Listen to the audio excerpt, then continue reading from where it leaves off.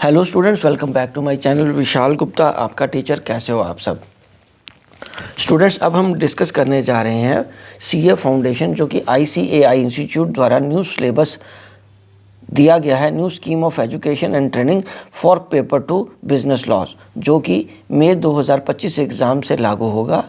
तो उसमें chapter wise में डिटेल आपको समझा रहा हूँ। तो इसके साथ ही आप लगातार वीडियोस मेरे चैनल पे देखते रहें, जो कि मैं शेयर करता जाऊंगा आपके साथ आपके कोर्स को कंप्लीट करने के लिए। तो चैप्टर 1 में क्या आ रहा है students? Chapter 1 Indian regulatory framework. Okay बच्चों। Chapter 2 the Indian contract act 1872, जिसमें आगे यूनिट्स हैं। चैप्टर 1 के आगे कोई यूनिट नहीं है, वो एक सिंपल एक चैप्टर है। चैप्टर 2 बड़ा चैप्टर है और वेरी इंपॉर्टेंट है ये, ठीक है। द इंडियन कॉन्ट्रैक्ट एक्ट 1872, उसके 9 यूनिट से आगे मैं एक एक करके बताता हूँ कौन से हैं।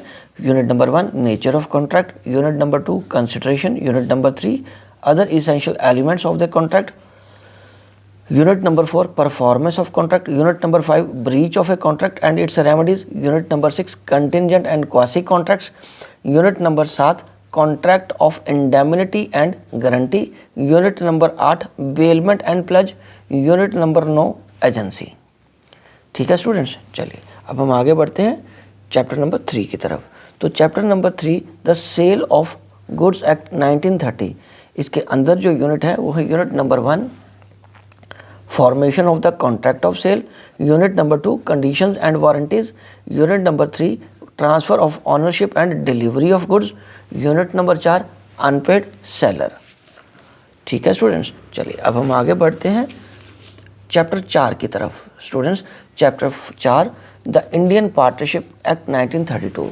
आप यदि अभी +2 क्लास में हो तो आपको उसमें प्रैक्टिकली जो चैप्टर्स कर रहे हो पार्टनरशिप वाली बुक से, ये उसी से ही रिलेटेड है, मैक्सिमम पोर्शन उसी से ही रिलेटेड है, ये सारा थ्योरेटिकल है। पर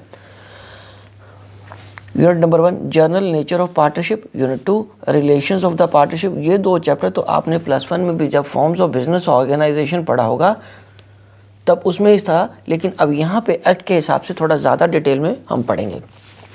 registration and dissolution of firm, ठीक है जी, ये 3 यूनिट है उसके बाद chapter number 5 the limited liability partnership act 2008, chapter number 6 the companies act 2013 और 7वां चैप्टर है जो 7 the negotiable instrument act 1881। Students, ये चैप्टर्स बहुत इजी हैं, मतलब ये जितने भी ये एक्ट हैं बहुत इजी हैं, सिंपल हैं और बहुत ही ज़्यादा इंटरेस्टिंग है। किसी भी कॉमर्स के स्टूडेंट के लिए इनको समझना बहुत इजी है और ज़रूरी भी है। जितना भी जल्दी आप इसको चैप्टर्स को, इन एक्ट्स को अंडरस्टैंड करोगे, आपकी कॉमर्स को लेके सेंस और मैच्योरिटी और बढ़ेगी।